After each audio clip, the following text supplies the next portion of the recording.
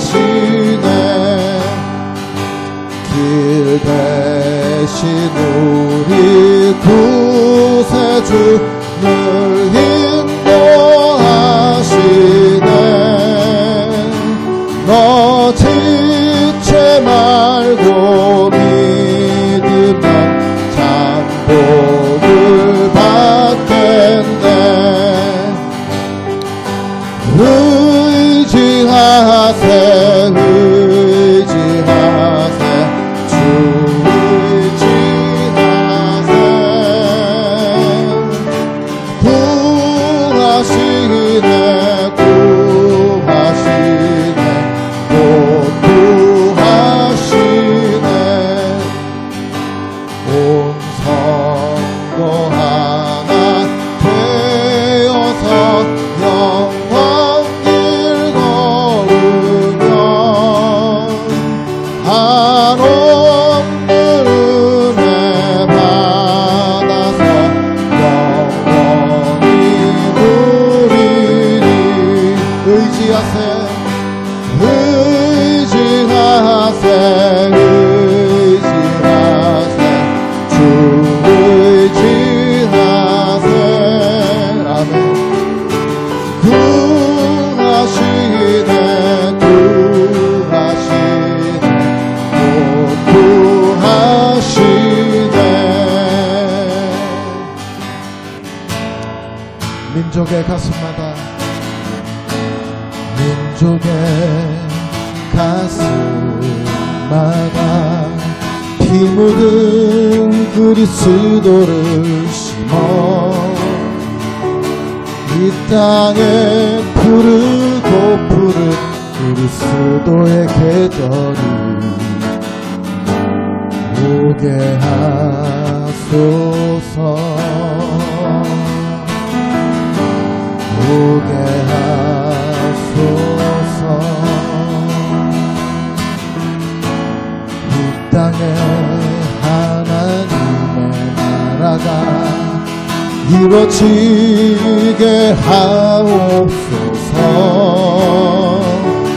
모든 사람의 마음과 교회와 가정에도 하나님 나라가 임하게 하여 주소서 주의 청년들이 예수의 꿈을 꾸고 인류 구원의 환상을 보게 하소서 한 손엔 복음 들고 한 손엔 사랑을 들고 온 땅 구석구석 누비는 나라 되게 하소서 민족의 가슴마다 민족의 가슴마다 피 묻은 그리스도를 심어 이 땅에 푸르고 푸른 그리스도의 계절이 오게 하소서 오게 하소서 이 땅에 하나님의 나라가 이루어지게 하옵소서 모든 사람의 마음과 교회와 가정에도 하나님 나라가 임하게 하여 주소서 주의 청년들이 예수의 꿈을 꾸고 인류 구원의 환상을 보게 하소서 한 손엔 복음 들고 한 손엔 사랑을 들고 온 땅 구석구석 누비는 나라 되게 하소서 주의 청년들이 예수의 꿈을 꾸고 인류 구원의 환상을 보게 하소서 한 손엔 복음 들고 한 손엔 사랑을 들고 온 땅 구석구석 누비는 나라 되게 하소서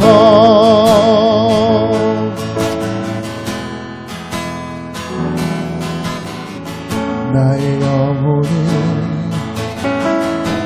잠잠히 하나님만 바라며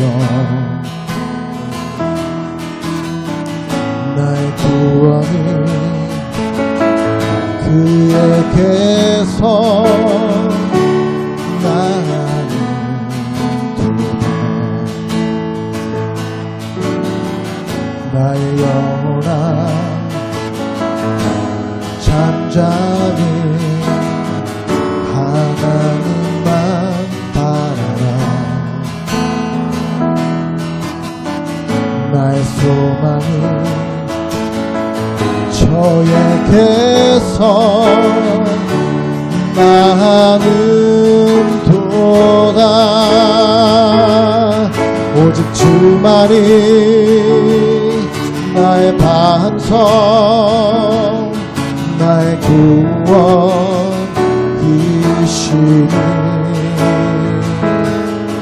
오직 주만이 나의 산성 내가 요동치 아니하리.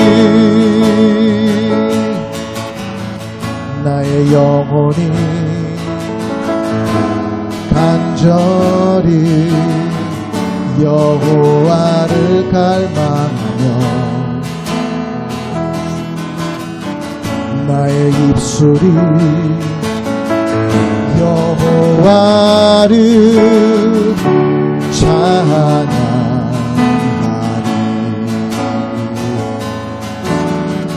나의 영혼이 즐거이 여호와를 따르니 나의 평생에 여호와를 송축하리. 오직 주만이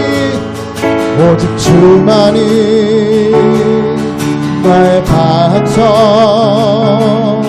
나의 구원이시니 오직 주만이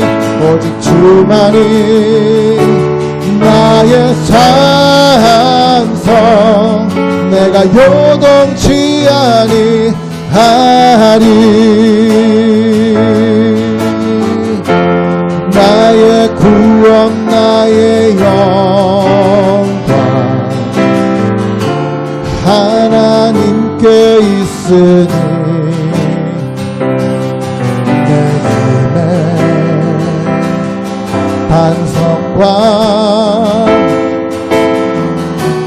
피난처 되시네. 오직 주만이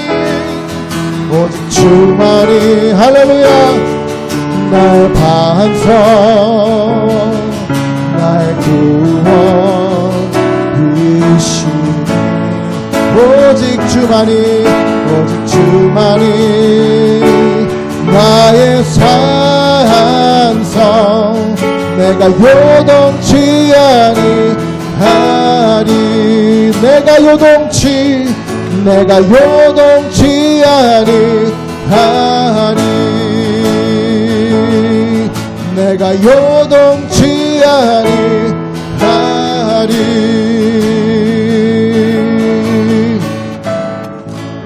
할렐루야. 사랑의 하나님 아버지 이름을 높여 드립니다. 하나님만을 찬양하며 경배합니다. 한 주간 동안도 주님의 은혜 복음 안에 살게 하시며 말씀으로 살아가도록 인도해 주시니 감사합니다. 저희들을 만세전에 택하시고 이 땅 가운데 보내주셔서 세상의 빛과 소금이 되도록 은혜 주시니 감사드립니다. 함께 모여 예배하지는 못하지만 각 가정에서 또 다른 기쁨으로 예배하게 하시니 감사합니다. 세상과 구별되게 하셔서 살게 하시니 감사합니다. 매일 아침 그리스도 안에서 의롭고 흠없고 거룩한 자가 되었다고 선포하게 하시니 감사합니다. 원수의 공격에도 굴하지 않고 다시 일어날 수 있는 힘을 주심에 감사합니다. 부활의 소망을 주셔서 그날을 고대하게 하시고 그날까지 주님 주신 사명을 감당하는 자녀들 되게 하시니 감사합니다. 하트교회 목사님의 말씀을 통하여 은혜의 복음이 흘러가게 하셔서 많은 이들의 영이 깨어나게 하시니 감사합니다. 이 시간 예배하는 모든 이들에게 예수의 보혈로 정결케 하여 주옵소서. 예배에 방해받지 않도록 도와 주옵소서. 오직 신령과 진정으로 드리는 예배 되게 하시고 하나님의 얼굴만을 구하는 예배 되게 하옵소서. 말씀을 전하시는 목사님과 말씀을 듣는 모든 성도들에게 동일한 은혜가 있게 하옵소서. 각 가정에 주님의 사랑을 덮어주시고 축복하시고 복음으로 충만케 하옵소서. 주님께서는 우리를 나의 사랑, 나의 어여쁜 자라고 하셨습니다. 그 사랑이 우리 심령 깊숙이까지 들어가 날로 날로 우리들의 영이 새로워지며 그 사랑에 흠뻑 취하게 하옵소서. 우리들 안에 부정적인 것들을 몰아내며 믿음의 기도와 믿음의 선포를 하게 하옵소서. 연약한 자를 도우며 아픈 자를 위하여 기도하며 죽어가는 자를 살리는 주님의 자녀들 되게 하옵소서. 그리 행하실 주님을 믿습니다. 기대합니다. 찬양합니다. 강대성에서 말씀을 선포하시는 목사님께 기름 부어주시니 감사합니다. 마치는 시간까지 주의 성령께서 함께 하실 것을 믿으며 살아계셔서 이 시간에도 역사하시는 예수 그리스도 이름으로 기도드립니다. 아멘.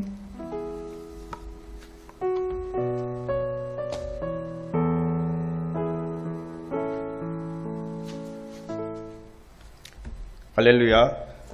7월 넷째 주 환상을 보게 하시는 하나님이라는 제목 아래 주시는 은혜의 말씀은 사도행전 10장 1절에서 5절 말씀입니다. 다 찾으신 줄 알고 같이 봉독하겠습니다. 가이사랴에 고넬료라 하는 사람이 있으니 이달리아 부대라 하는 군대의 백부장이라.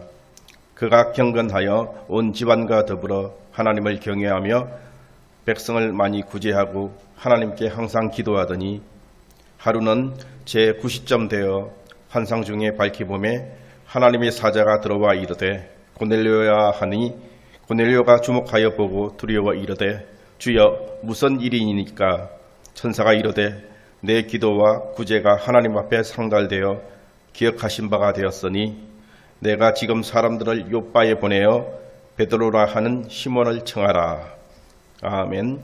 환상을 보게 하시는 하나님이라는 제목으로 차명건 목사님께서 말씀을 전해주시겠습니다. 기도하겠습니다. 사랑의 하나님, 성령의 충만함으로 임하여 주시옵소서. 예수 그리스도만 높임받는 예배되게 하여 주시옵소서. 감사드리며 우리 주 예수 그리스도의 이름으로 기도하옵나이다. 아멘. 마가복음 5장에 보면 12년 동안 혈루증 든 여인이 치유받는 이야기가 나옵니다. 혈루증은 피가 멈추지 않는 병입니다. 혈루증 든 여인은 교회를 상징합니다. 그 피가 멈추지 않았습니다. 피가 멈추지 않음으로 인하여 이 여인은 출산할 수가 없었던 것이죠. 피를 흘리는 한 여인은 씨를 품을 수가 없습니다. 교회가 열매를 맺지 못하는 이유입니다. 혈루증 된 여인은 예수 그리스도의 옷자락을 만지고 피가 멈추었습니다. 그 예수 그리스도의 옷을 여인이 만지는데 그 만진 것은 탈릿이라는 의의 옷이다라는 이름을 가진 그 탈릿의 끈을 만졌던 것입니다. 이 여인은 자신의 의를 의지한 것이 아니라 이 여인은 탈릿이라는 예수 그리스도의 의를 만졌던 것입니다. 여인이 자신의 의가 아닌 예수님의 의를 잡았을 때에 교회는 치유되고 피가 멈추었습니다. 교회가 열매를 맺기 시작했다라는 것입니다. 복음은 무엇입니까? 은혜의 복음입니다. 그리고 은혜의 복음은 무엇입니까? 의의 복음입니다. 복음에는 하나님의 의가 드러나고 교회가 하나님의 의를 만질 때에 교회는 피를 멈추고 교회는 살아나고 교회는 씨를 품고 출산할 수 있게 되는 것입니다. 로마서 1장 17절을 보겠습니다.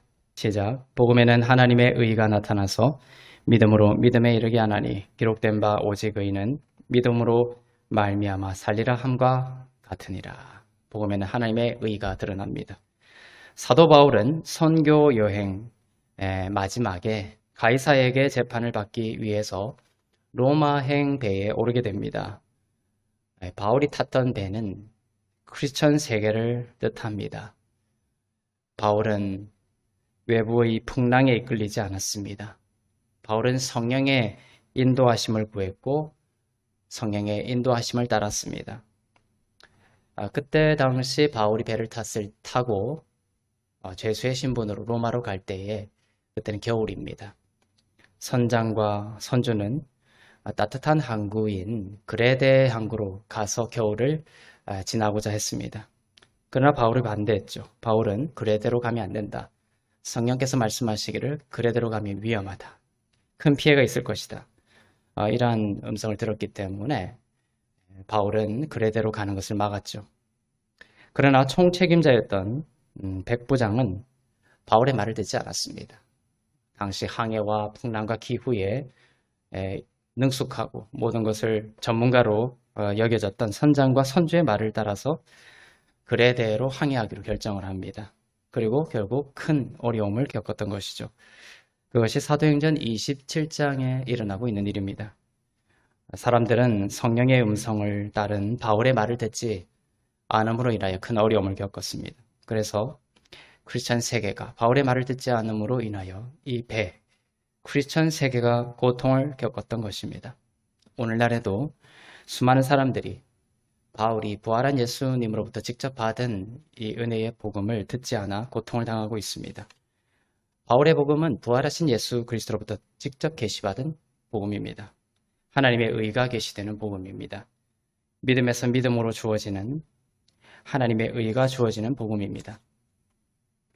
요한, 베드로, 야고보 등 모든 그 서신서의 말씀이 다 중요하고 성령의 감동으로 기록된 것입니다. 근데 그 모든 것은 우리를 위하여 기록이 되었습니다. 그러나 특별히 바울의 복음은 우리를 위하여 기록되었을 뿐만 아니라 우리에게 기록이 되었습니다. 우리는 바울에게 귀를 기울여야 합니다. 그들이 바울에게 듣지 않은 것으로 인해 배의 파선을 경험했습니다. 그렇지만 결국 그들은 바울의 말을 들었습니다. 그리고 그들 중 생명을 잃은 자가 없었습니다. 그리고 배가 한 곳에 정박하게 됩니다. 그 섬의 이름이 무엇입니까? 뜻은 꿀이라는 뜻입니다. 그 배가 꿀이라는 이름을 가진 멜리다에 도착했습니다. 그리스도 안에서 우리들이 도달하게 될 곳에 대한 하나님의 계시이죠. 바울이 계시받은 은혜의 복음에 귀를 기울이고 듣고 또 들어야 하는 것이죠. 우리는 사도행전 20장에서도 보았습니다. 모두가 3층에 앉아 있었습니다. 젊은 사람이라고 표현된 유두고가 창가에 앉아서 설교를 듣다가 졸다가 떨어져서 죽었습니다. 유두고는 하나님의 선한 복이라는 뜻입니다. 유두고가 떨어진 것이죠. 교회가 왜 선한 복을 잃어버렸습니까? 바울의 복음에 대해서 졸았기 때문이죠. 귀를 닫았기 때문입니다. 그는 높이 들려 높은 부르심 가운데 위치했지만 3층에 위치했지만 잊어버렸습니다. 망각했습니다. 멀어졌던 것입니다. 안식의 지위를 잃어버렸습니다. 이런 이유로 은혜에서 떨어진 것입니다. 유도구가 1층으로 떨어진 것은 바로 그런 의미가 되는 것이죠. 그러나 바울은 1층으로 내려가서 죽은 유두고를 안았습니다. 유두고가 젊은 유두고다 이렇게 되어 있는데 성경에서 젊다라는 것은 그 교회는 젊은 세대로 표현되고 있습니다. 이 교회를 바울의 복음으로 끌어안았고 교회는 새로운 생명과 새로운 복음을 경험하게 되었습니다. 혹 떨어졌어도 실망하고 절망하지 않기를 바랍니다. 소망을 가지시기를 바랍니다. 은혜의 복음은 더욱 흘러넘치는 생명으로 우리들을 살리고 채우실 것입니다. 하나님은 화가 나 있지 않습니다. 사랑하는 아들을 우리에게 보내어 주시어 죽게 하셨습니다. 하나님의 은혜가 내려와서 장막을 치신 것입니다. 그리고 바울의 복음이 은혜에서 떨어진 그 죽은 교회를, 죽은 자를 죽음에서 일으켜 세웠던 것입니다. 사도행전은 성령이 임하시고 신약이 시작이 되죠. 사도행전 2장에서 성령이 강림하시면서 신약이 본격적으로 시작이 됩니다. 그리고 등장하는 인물이 뭐냐면 바울이 먼저 등장하지 않습니다. 베드로가 먼저 등장합니다. 그렇지만 점점 그 인물의 축이 베드로에게서 바울로 옮겨갑니다. 지난주 우리 사도행전 9장에서 다비다를 살리는 베드로에 대한 이야기를 보았습니다. 이처럼 처음 축은 베드로를 중심으로 펼쳐집니다. 베드로 가운데 성령께서 큰 능력으로 일하셨지만 베드로는 계속해서 무엇을 배워야 했냐? 은혜의 복음, 의의 복음을 배워가야 했습니다. 사람들이 베드로를 데리고 3층으로 올라갔던 이유도 바로 그것이죠. 그런데 사도행전 12장쯤에 이르러서는 베드로는 쇠하고 이제 바울이 떠오르기 시작합니다. 그런데 과도기여서 표현상 바나바가 등장하는데 이 바나바가 사울이라고 불리던 바울보다 앞에 위치하고 있습니다. 사도행전 12장 25절을 보겠습니다. 시작. 바나바와 사울이 부조하는 일을 마치고 마가라 하는 요한을 데리고 예루살렘에서 돌아오니라. 우리 사도행전 초기에는 베드로가 중심 인물이었죠. 이 베드로가 물러나고 이제 바나바와 이제 사울이 등장하고 있습니다. 그리고 바나바가 또 사울 앞에 위치하고 있죠. 이름이. 그리고 이들 바나바와 이 사울은 사울이라고 불리던 바울은 선교 여행을 떠납니다. 사도행전 14장 14절에서는 이제 바나바와 사울이라는 표현이 뭐로 바뀌냐면 바나바와 바울로 바뀌게 됩니다. 그리고 나서 사도행전 15장은 예루살렘 회의에 대한 내용이죠. 은혜의 복음에 대한 공식적인 그 계시의 선포가 되는 예루살렘 회의가 펼쳐지는 장면부터 바울의 이름이 가장 앞에 나옵니다. 바나바 앞에 나오게 됩니다. 사도행전 15장 2절을 보겠습니다. 시작. 바울 및 바나바와 그들 사이에 적지 아니한 다툼과 변론이 일어난지라. 형제들이 이 문제에 대하여 바울과 바나바와 그 중에 몇 사람을 예루살렘에 있는 사도와 장로들에게 보내기로 작정하니라. 방금 읽었듯이 이제 바울이 전면으로 등장하고 있습니다. 바울과 바나바는 곧 마가 요한을 계속 선교 여행에 데리고 다녀야 하나 말아야 하나 하는 문제로 다투게 됩니다. 그리고 갈라서게 됩니다. 그리고 바나바는 마가를 데리고 구브로로 떠나고 이제 바울은 바나바가 아니라 실라를 데리고 선교 여행과 복음의 전면에 나서게 됩니다. 성령께서 기록하신 사도행전은 이제 바울을 중심으로 기록해 나가기 시작합니다. 물론 바울이 인간적으로는 바나바와 다투기도 하고 연약한 점이 없었다고 보기 어렵습니다. 그러나 그 바울의 연약함을 선으로 바꾸시면서 하나님은 하나님의 선교를 펼쳐가시는데 성령께서 사도행전을 기록해 가시는 그 흐름의 초점에는 뭐가 있냐 하면은 바로 바울의 그 은혜의 복음이 빛처럼 드러나고 중심이 되게 하시면서 하나님의 그 복음의 세계를 확장시키고 있다는 것입니다. 성령께서 기록하신 사도행전의 흐름이 바로 그것입니다. 베드로에서 바울로 넘어가는 것입니다. 베드로에서 이제 은혜의 복음으로 초점이 맞추어지고 있는 것입니다. 하나님의 마음의 중심에는 뭐가 중심이 되고 있다는 것입니까? 바로 바울의 복음, 바로 예수 그리스도의 은혜의 복음이 중심이 되고 있다는 것이죠. 오늘 본문은 이제 사도행전 10장에 대한 이야기입니다. 이제 베드로가 중심 인물로 활동할 때의 이야기입니다. 아직 바울이 등장하기 전이죠. 하지만 베드로는 이러한 여러 가지 사건들을 통해서 은혜의 복음을 점차 배워 나가고 있는 중이라는 것입니다. 베드로가 오늘 10장, 사도행전 10장을 보게 되지만 베드로가 그 전장에서 3층 다락방에서 다비다를 살린 다음에 일어난 장입니다. 베드로는 3층 하늘, 은혜의 복음, 의의 복음을 점점 더 계시받고 있는 것입니다. 지금 베드로는 다비다를 살리고 어디에 머물고 있습니까? 아름답다라는 뜻을 가진 욥바에 머물고 있습니다. 그리고 오늘 사도행전 10장으로 넘어가게 되는 것입니다. 지금 베드로는 욥바에 있죠? 이제 사도행전 10장입니다. 백부장 고넬료가 예수를 믿는 일이 벌어집니다. 사도행전 10장은 그래서 베드로뿐만 아니라 모든 유대인들에게 아주 충격적인 장입니다.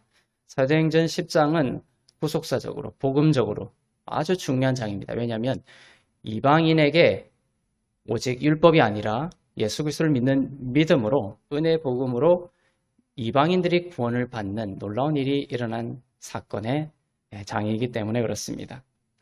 다비다가 그 전장에서 살아났지만 사실 다비다는 이방인이 아니었죠. 그런데 사도행전 10장을 기점으로 복음이 율법을 알지 못하던 이방인에게까지 흘러가 그들을 구원시키는 놀라운 일들이 펼쳐지기 시작합니다. 그래서 이 사도행전 10장의 사건은 당시의 사건에 국한되는 것이 아니라 예수 그리스도께서 재림하시기 전까지 이방인들 가운데, 열방 가운데 땅 끝까지 하나님의 은혜의 복음이 전파되고 복음의 부흥이 올 것에 대한 하나님의 계시에 대한 말씀이라고 볼 수가 있겠죠. 사도행전 10장 1절을 보겠습니다. 시작. 가이사랴에 고넬료라 하는 사람이 있으니 이달리아 부대라 하는 군대의 백부장이니라. 가이사랴에 고넬료라고 하는 백부장이 있었습니다. 가이사랴에서 일어난 일입니다. 가이사랴는 영어로는 severed, 즉 갈라진, 분리된, 거리를 둔 이런 뜻입니다. 전 세계에서 거리두기가 일어나고 있죠. 이 가이사랴라는 뜻이 바로 이 거리를 둔, 갈라진, 분리된 이런 뜻입니다.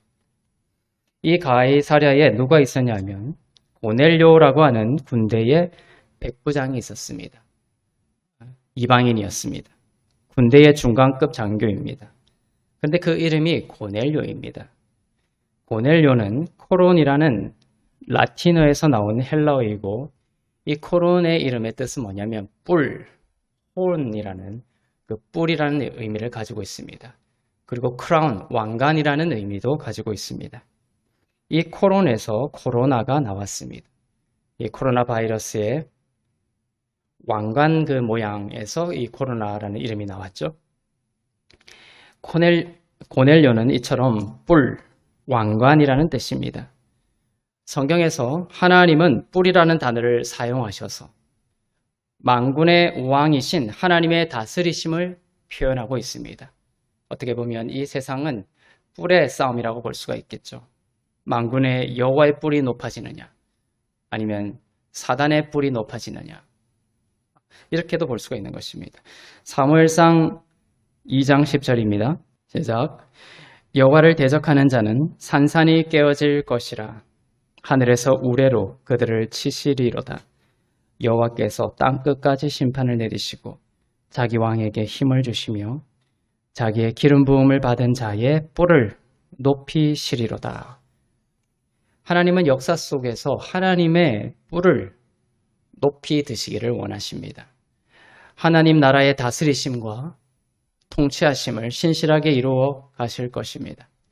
예수 그리스도의 그 십자가가 서기 전까지는 사단 마귀와 죽음의 권세가 그 뿔을 높이 들었지만 예수의 십자가로 구원의 뿔이 견고히 높임받게 되었습니다.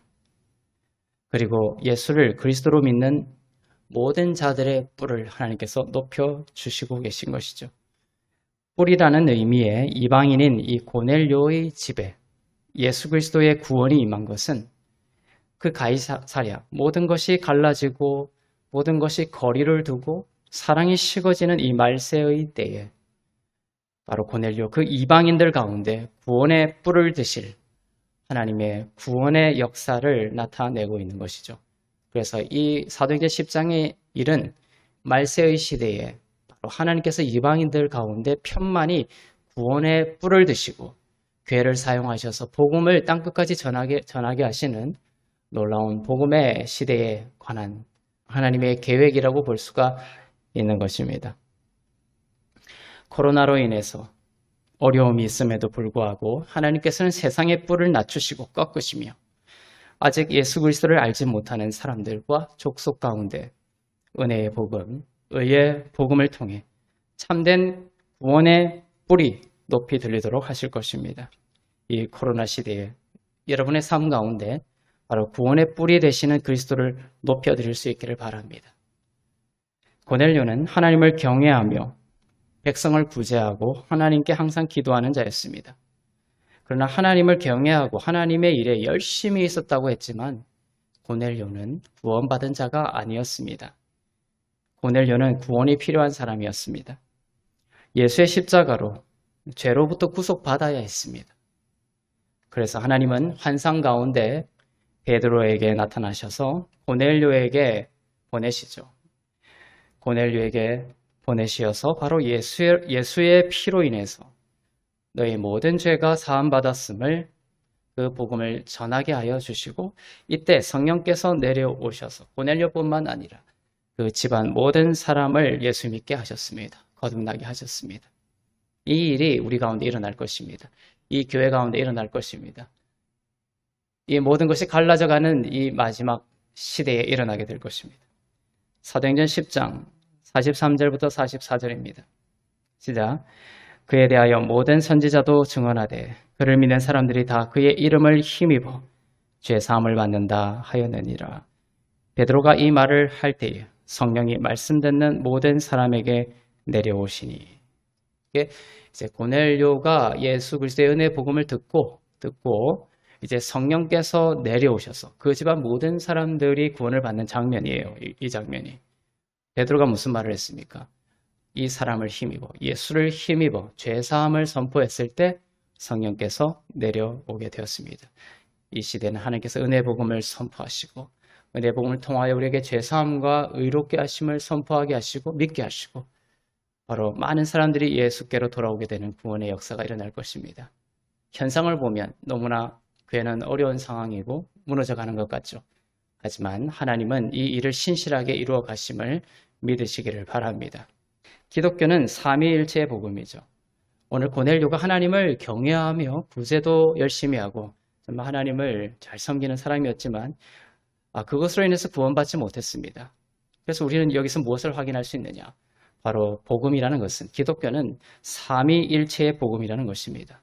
성부 하나님께서 계획하시고 다스리시며 성자 하나님께서 예수 그리스도께서 십자가로 구원의 일을 성취하시고 성령 하나님께서 십자가의 구원을 각 사람에게 믿음을 통해서 적용하십니다.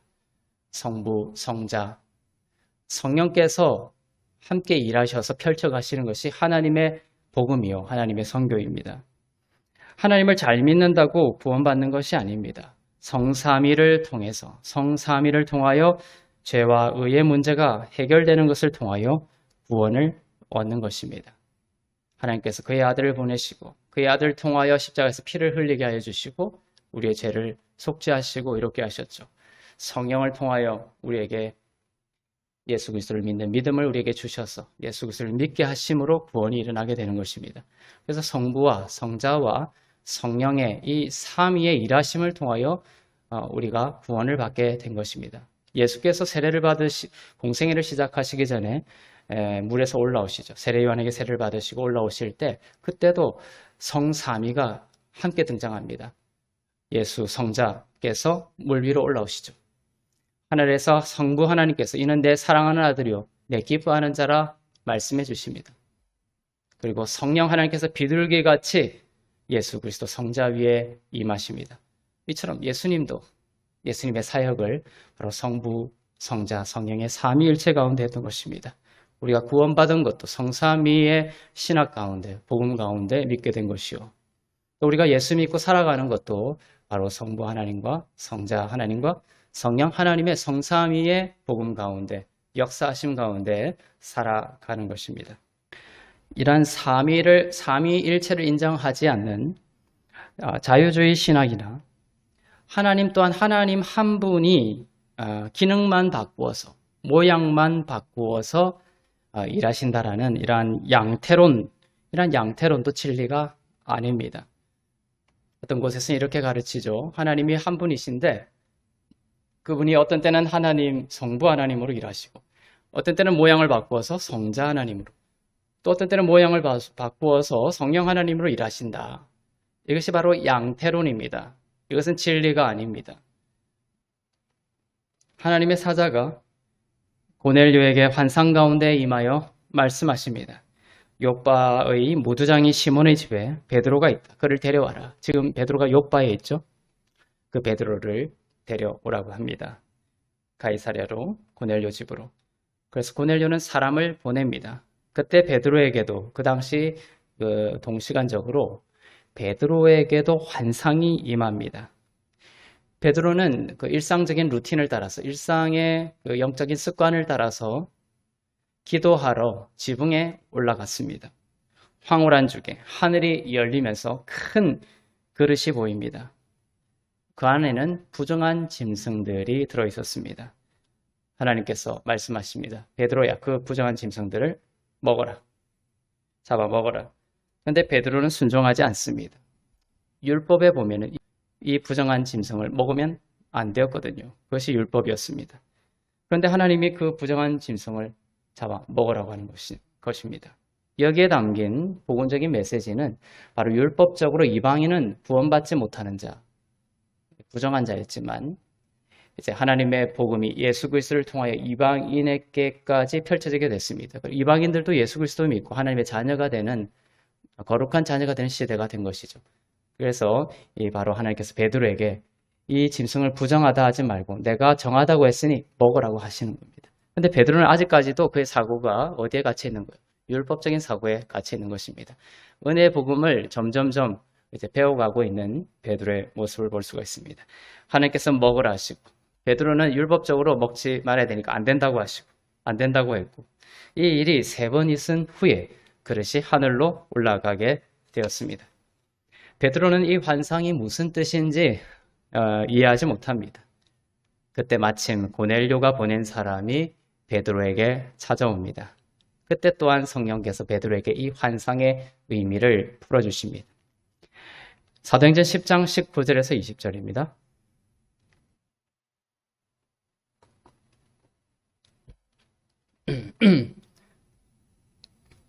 시작.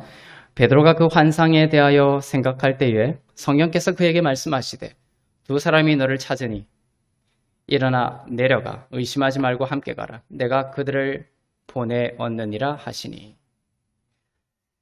이 말씀을 따라서 베드로는 이튿날 고넬료가 보낸 이 사람들과 함께 어디로 가죠?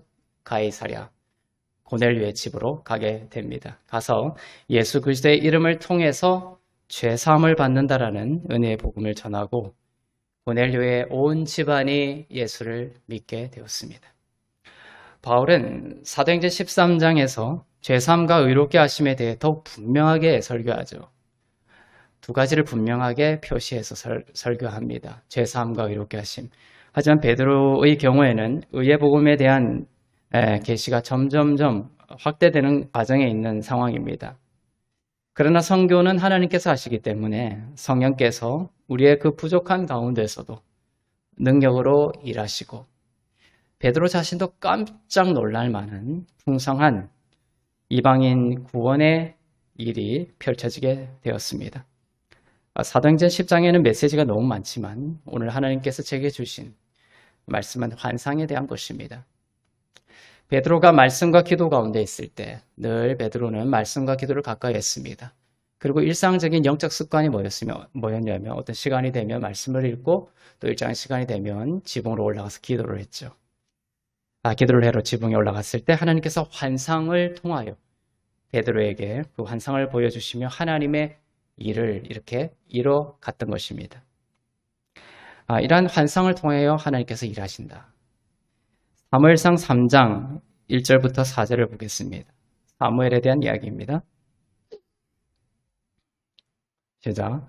아이 사무엘이 엘리 앞에서 여호와를 섬길 때에는 여호와의 말씀이 희귀하여 이상이 흔히 보이지 않았더라. 엘리의 눈이 점점 어두워가서 잘 보지 못하는 그때에 그가 자기 처소에 누웠고 하나님의 등불은 아직 꺼지지 아니하였으며 사무엘은 하나님의 궤에 있는 여호와의 전 안에 누웠더니 여호와께서 사무엘을 부르시는지라 그가 대답하되 내가 여기 있나이다 하고 여기에 보면 아이 사무엘이 등장하죠. 사무엘은 장차 위대한 이스라엘의 선지자가 될 사람입니다. 그가 6살 또는 7살쯤 되었을 때의 일이죠. 하나님이 사무엘을 부르시고 말씀과 이상으로 환상으로 사무엘을 축복하시는 장면입니다. 그런데 1절이 중요합니다. 1절에 보면 말씀이 희귀하여 이상이 흔히 보이지 않았다. 말씀이 희귀하여 드물어서 이상과 환상이 없었다는 것이 거의 없었다는 것입니다. 당시 제사장은 엘리 제사장이었는데 안타까운 것은 말씀이 희귀하였다는 것입니다. 그리하여 하나님의 말씀이 거의 없었다는 것이죠. 그 결과는 이상이 흔히 보이지 않았다는 것입니다. 환상이 흔히 보이지 않았다는 것입니다. 말씀이 희귀하여 환상이 드물었다는 것입니다. 이것이 왜 중요하냐면은 하나님은 무엇인가를 행하시기 전에 말씀을 통해서 이상을 주시기 때문에 그렇습니다. 말씀을 통하여 환상을 우리에게 주십니다. 우리가 오늘날 사용하는 단어로 말하자면 비전이죠. 비전. 여기에 이상, 환상은 히브리어로 하존입니다. 하존. 우리말로 이상, 환상, 또 비전이라고 표현할 수가 있겠습니다. 이 비전, 이 이상과 환상은 말씀과 함께 옵니다. 이 하존이라는 의미가 가지고 있는 하나님이 주시는 환상과 비전은 말씀과 함께 온다는 것입니다. 이 비전이 없으면 하나님의 일을 경험하기가 어렵습니다. 그리고 이 비전은 하나님의 말씀 가운데 온다는 것이죠. 이 비전은 일반적인 비전이 아니라 하나님으로부터 받는 예언적인 비전입니다. 하나님께서 하나님의 일을 행하시고 또 이루시기 전에 먼저 무슨 일이 일어나냐면 여러분의 마음속에 이상을 심어주십니다. 환상을 심어주십니다. 비전을 심어주십니다. 그리고 하나님이 이 비전을 심어주시면 반드시 그 일이 하나님의 때에 일어나게 됩니다. 잠언 29장 18절을 보겠습니다. 시작. 묵시가 없으면 백성이 방자히 행하거니와. 자, 여기에서 묵시가 바로 여기서 묵시가 하존입니다. 즉 이상이고 환상이죠. 묵시가 없으면, 비전이 없으면, 환상이 없으면 백성이 망한다는 것이에요. 하나님은 그의 백성들 가운데 비전을 회복하시기를 원하십니다. 소망 가운데 주시는 비전입니다. 소망이라는 것은 뭐냐면 미래의 선에 대한 긍정적이고 확실한 기대를 말합니다. 여러분이 미래를 생각할 때에 어둠을 봅니까? 아니면 그 마음속에 빛을 봅니까? 사단은 교회에 와서 교회로부터 미래의 선에 대한 긍정적이고 확실한 기대를 훔칩니다. 사단은 여러분을 훔치고 여러분을 죽이기 전에 먼저 말씀을 훔치고 소망을 훔치고 비전을 훔쳐서 여러분을 훔치고자 합니다. 사단이 와서 여러분에게 여러분의 마음속에 있는 그 비전을 훔친다라는 것이에요. 요한복음 10장 10절입니다. 시작. 도둑이 오는 것은 도둑질하고 죽이고 멸망시키려는 것뿐이요 내가 온 것은 양으로 생명을 얻게 하고 더 풍성히 얻게 하려는 것이라. 자, 도둑이 오는 것은 도둑질하고 죽이고 멸망시킨다는 것이죠. 근데 죽이고 멸망시키기 전에 무엇이 오는 거예요? 도둑질, 훔치는 일이 먼저 온다는 거예요. 무엇을 훔치는 것입니까? 첫째는 말씀입니다. 그리고 말씀을 통해서 뭐가 온다고 했죠? 비전이 오는 것, 환상과 이상이 오는 것입니다. 여러분의 마음속에, 여러분의 영혼 가운데 하나님의 비전과 하나님의 환상을 사단이 훔쳐서 여러분의 삶을 훔치려고 하는 것입니다. 이 비전을 훔치고 나면 마음속에 있는 이 그림과 환상과 이상을 사단이 훔치면 사단은 여러분을 훔칠 수가 있기 때문에 그렇습니다. 성경은 우리에게 그 입술을 금하여서, 지난 시간에 봤죠? 그 입술을 금하여서 선을 말하라고 하십니다. 우리는 계속 입술에 우리의 자격이 아니라 그리스도 안에서 의롭게 되었다라는 말씀을 담을 것입니다. 그런데 성경은 그 전에 일어나는 일에 대해서 또한 말씀하십니다. 말로 하기 전에 마음에서 일어나는 일입니다. 그 마음에 말씀을 통한 비전이 있느냐 없느냐라는 것입니다. 말씀을 통한 비전이 있으면 그 일은 반드시 일어날 것입니다. 누가복음 6장 45절입니다. 시작. 선한 사람은 마음에 쌓은 선에서 선을 내고 악한 자는 그 쌓은 악에서 악을 내나니 이는 마음에 가득한 것을 입으로 말함이니라. 마음에 가득한 것을 입으로 말한다라는 것입니다. 마음에 있는 것이 입으로 나오는 것입니다. 시작은 어디서부터라는 거예요? 마음에서라는 거예요. 물론 말을 계속 하다 보면 그 말씀이 마음에 비전을 물론 심어줍니다. 그런데 하나님이 역사하시는 일반적인 방식은 말씀을 계속 듣다 보면, 여러분이 말씀을 계속 가까이 하다 보면 그 말씀을 통하여 마음에 하나님이 심어주시는 비전이 생기는 것이에요. 그리고 그 비전을 따라 말을 하게 되면, 기도하게 되면, 선포하게 되면 하나님께서 그 비전을 이루어 주시는 것입니다. 사랑하는 성도 여러분, 입술로 말하고 선포하기 전에 마음에 여러분의 그 하존을, 꿈과 이상과 그 비전을 바꾸어야 합니다. 하나님의 비전을 회복해야 합니다. 사단은 마음을 어지럽히기를 원합니다. 나쁜 이미지를 마음에 심으려고 하죠. 비행기가 추락하고 폭동이 일어나고 지진과 쓰나미가 일어나는 그러한 뉴스들을 계속 접하다 보면 마음속에 하존이 아니라 나쁜 이상과 나쁜 환상을 심게 됩니다. 그것을 통하여서 하나님이 일하시기를 원하지 않습니다. 여러분들 은혜 복음을 가까이 하고 말씀을 가까이 하고 그리고 그 말씀을 통해서 여러분 가운데 하나님께서 하나님의 비전을 그림처럼 심어주시는, 사진을 찍듯이 여러분의 마음 가운데 비전을 그려주시고 심어주십니다. 죽이고 어둡고 부정적이고 낭망스러운 것들을 지속적으로 접하게 하여 사단은 마음속에 있는 그 하나님의 묵시를, 하존을, 이상과 꿈과 환상을, 비전을 없애려고 합니다. 비전을 소멸시키려고 합니다. 이 마음으로부터 모든 선한 것이 나오고 마음에 심어주신 비전을 간직하면 하나님이 그 일을 반드시 이루시기 때문에 그렇죠. 잠언 4장 23절을 보겠습니다. 시작. 모든 지킬 만한 것 중에 더욱 내 마음을 지키라. 생명의 근원이 이에서 남이니라. 마음을 지키라고 하죠. 성경이 말하는 마음을 지키라는 것은 그 마음 속에 바로 말씀을 통하여 주시는 하나님의 그 비전, 하존을 소유하고 지키라는 것입니다. 빼앗기지 말라는 것입니다. 부정적인 사단의 공격 앞에 무너지지 말라는 것입니다. 죽음이 아닙니다. 생명입니다. 하나님도 이 땅을 창조하실 때에 온 세계가 다 온통 어둠뿐이었죠. 하지만 하나님은 그 마음에 믿음으로 빛을 보셨어요. 그리고 빛을 선포하셨을 때에 빛을 만지게 되었습니다. 우리가 기도를 계속하는 것이 중요하고 하나님의 때에 기도가 또한 이루어지지만 또 한편으로는 마음에 사진을 찍듯이 하나님의 말씀을 통해서 주시는 그 비전을 받고 간직해야 합니다. 저는 하나님께서 은혜의 복음을 전하는 이 미셔널 처치로 하트교회를 세우시고 이 마음속에 계속 주시는 꿈과 비전이 있습니다. 이상과 환상이 있습니다.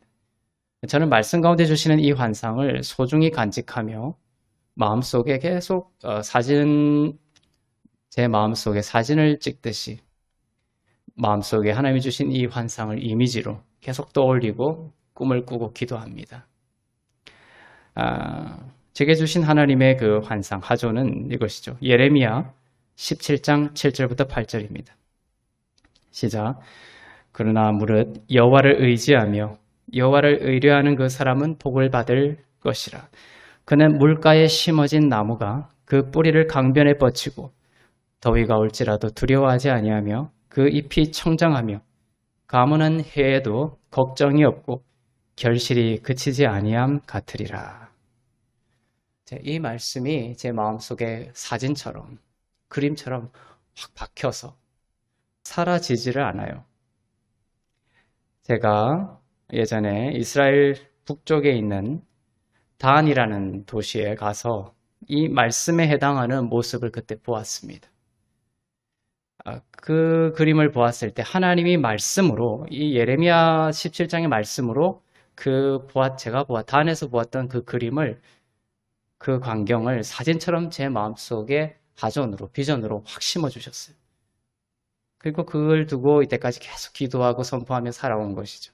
그리고 그 꿈이 계속해서 구체적으로 확대되고 깊어지면서 하나님의 일이 이루어져 가고 있는 것입니다. 물론 더위도 있고 가무는 해도 있지만 어려움도 있지만 환난도 있고 또 핍박도 있지만 하나님께서 그 뿌리를 강변에 뻗치고 더위가 올지라도 두려워하지 않고 그 잎이 청정하고 많은 결실을 맺는 삶으로 인도해 가고 계신 것입니다. 그때 그 단에서 하나님께서 환상 가운데 마음에 심어주신 비전이죠. 물가에 심은 나무라고 축복하십니다. 물가에 심은 나무. 그 뿌리가 강변에 뻗쳐서 물이 막 흐르고 있죠. 가뭄이 와도 물이 막 흐르고 있고 그 강변에 나무가 심겨져 있는데 그 뿌리가 강변으로 뻗쳐져 있어서 가뭄이 와도 이 나무는 잘 자라고 잎이 청정하고 많은 열매를 맺는다라는 비전입니다. 우리 하트교회에도 동일하게 주시는 환상인 줄로 믿고 소유하시길 바랍니다. 제가 단에 갔을 때에 직접 찍었던 사진을 보겠습니다. 단이 얼마나 수량이 많은지 모르겠어요. 여름에도 눈이 쌓여 있는 그 헐몬산에서 내려오는 그 물이 계속 흘러갑니다. 이 물이 요단강으로 흘러가서 사해까지 이르게 되는 것이죠. 그래서 단에 가면 이 물이 큰 소리를 내면서 흘러갑니다. 그리고 무더운 여름에도 강변에 뿌리를 내린 이 나무들이 그 잎이 푸르고 많은 열매를 맺는 것을 저는 보게 되었습니다. 그리고 예레미야 17장 7절부터 8절의 말씀을 가지고 저는 이 꿈과 비전을 저의 꿈으로 소유하게 되었던 것이죠. 요즘 하나님께서 저에게 더불어서 주시는 환상은 우리 교회 성도들이 모여서 성찬과 식탁을 나누고 잔치를 벌이고 다시 흩어져서 복음을 전하고 또 복음을 전한 뒤에 다시 모여서 잔치를 벌이고 하는 사도행전 2장에 나오는 환상을 계속해서 보여주십니다. 어둠의 견고한 진은 무너지고 주님이 말씀으로 그림처럼 주신 이 비전과 환상이 너무나 견고하게 세워져 가고 있습니다. 하나님께서 반드시 이루실 줄로 믿습니다. 여러분이 이 꿈과 환상을 도둑질 당하면 안 되는 거예요. 말씀을 가까이 하지 않고 또 기도와 말씀을 가까이 하지 않고 하나님을 가까이 하지 아니하면 사단을 통하여서 이 비전이 훔침을 당하는 거예요. 빼앗기게 되는 것입니다. 그러면 하나님의 이 꿈이 우리의 삶 가운데 열매를 맺지 못합니다. 하지만 하나님께서 이 꿈과 비전과 환상을 주셨을 때 소유하시고 늘 말씀과 기도 가운데서 이 비전을 빼앗기지 않기를 바랍니다. 기도하고 선포할 수 있기를 바랍니다. 그럼 이 꿈이 이루어져 가는 것이요. 하나님을 통하여서. 지금 우리가 겪는 이 시대가 어떻게 보면 가뭄이죠. 어떤 기근의 시대라고 볼 수가 있습니다. 하지만 이 비전을 소유한 자는 강변의 뿌리를 뻗친 나무라는 것입니다. 그리고 그 잎이 푸르고 많은 결실을 맺는 나무가 될 것입니다.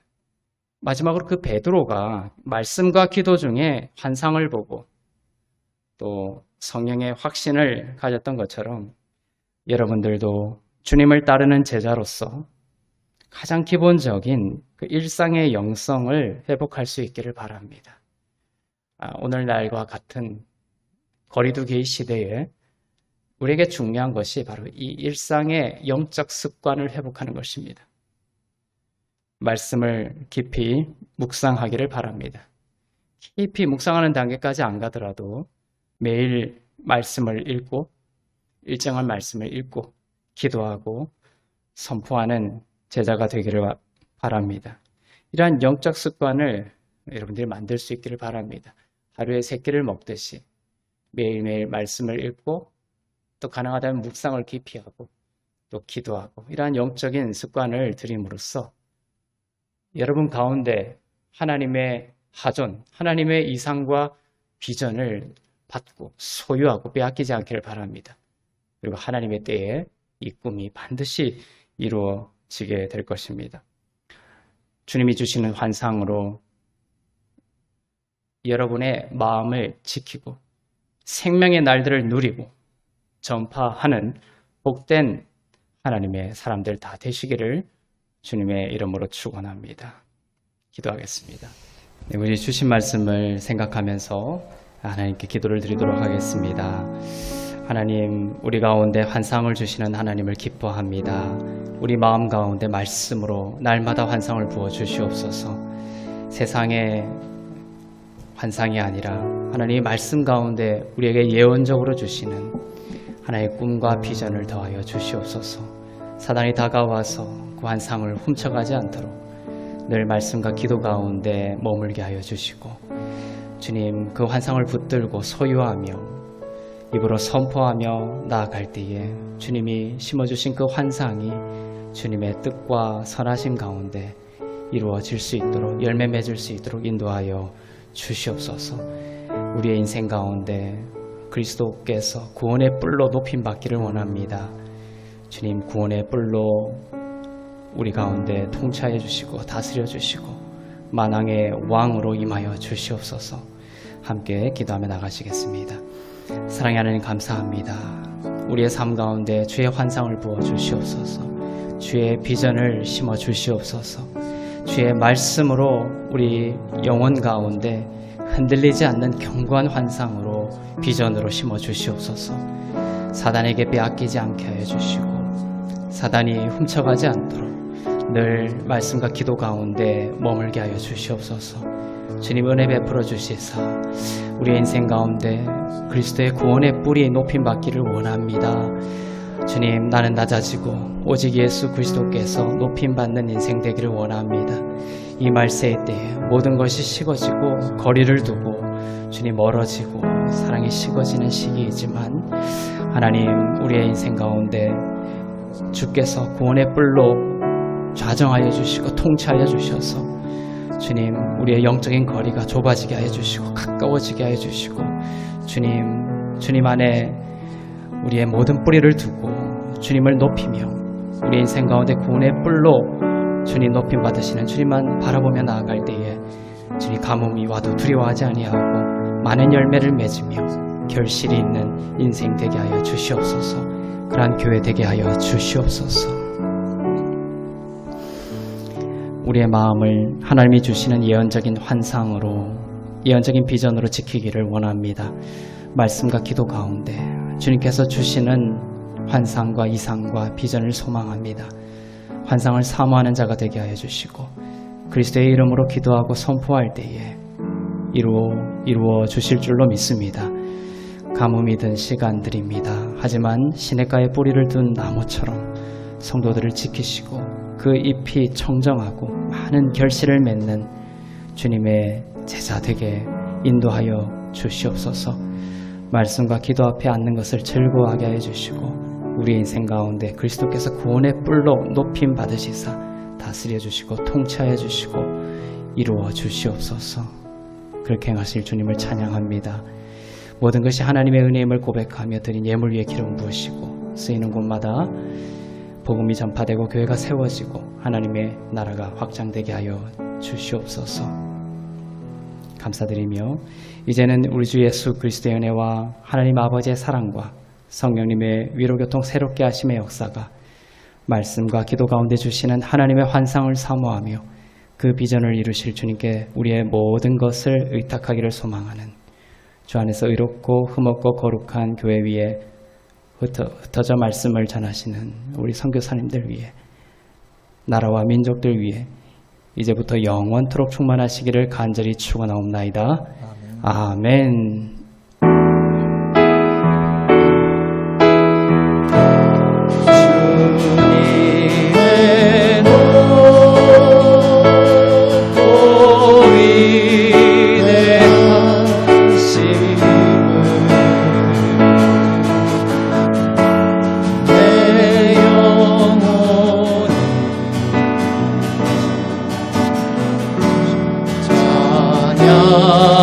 찬양하네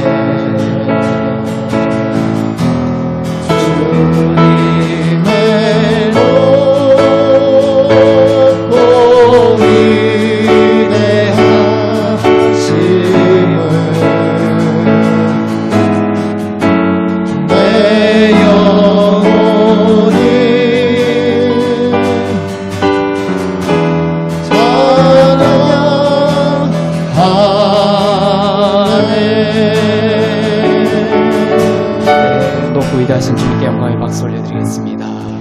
네, 한 주간도 좋은 일 하셔서 승리하십시오.